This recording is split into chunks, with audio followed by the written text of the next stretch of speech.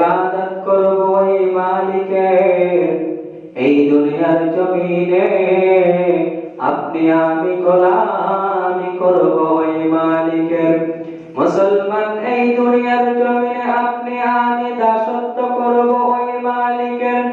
এই দুনিয়ার জমিনে কোন মানুষের গোলামি নয়, কোন মানুষের দাসত্ব নয়। এই দুনিয়ার জমিনে কোন মানুষের কথা অনুযায়ী আপনি আমি চলবো না। আপনি আমি চলবো একমাত্র কার বিধান অনুযায়ী? আল্লাহ পাকের বিধান অনুযায়ী। এজন্য এই দুনিয়ার জমিনে আল্লাহ পাকের বিধান অনুযায়ী যে চলতে হবে, এর উপরে আপনাকে আমাকে চিন্তা করতে হবে যে মুসলমান, আচ্ছা দুনিয়ার জমিনে আপনি আমি মালিকের ইবাদত যদি না করি, তো আর মালিকের ইবাদত করার সুযোগ আছে? আর সুযোগ নাই।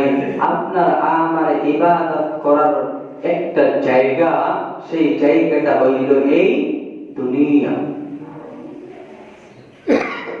এজন্য আল্লাহ পাক রব্বুল আলামিন বলেন, الذي خلق الموت والحياة ليبلوكم أيكم أحسن عملا। আমার আল্লাহ পাক রব্বুল আলামিন বলেন, মৃত্যু এবং জীবনের মধ্যবর্তী যেই সময়টা, এই সময়ের ভিতরে তুমি কোন কোন কাজগুলি উত্তম করো, তোমার উত্তম আমলগুলি আমি আল্লাহ পাক রব্বুল আলামিনের কাছে গ্রহণযোগ্যতা পাবে। আমি আল্লাহ পাক রব্বুল আলামিন তোমার সকল কাজকর্ম কিন্তু আমি আল্লাহ গ্রহণ করব না। ও মুসলমান, আপনি দান সদকা করেন, আপনি দেখা যায় মানুষের পাশে দাঁড়ান, কিন্তু যদি আপনি লোক দেখানোর জন্য করেন, ওই ইবাদত আল্লাহ কবুল করবে না।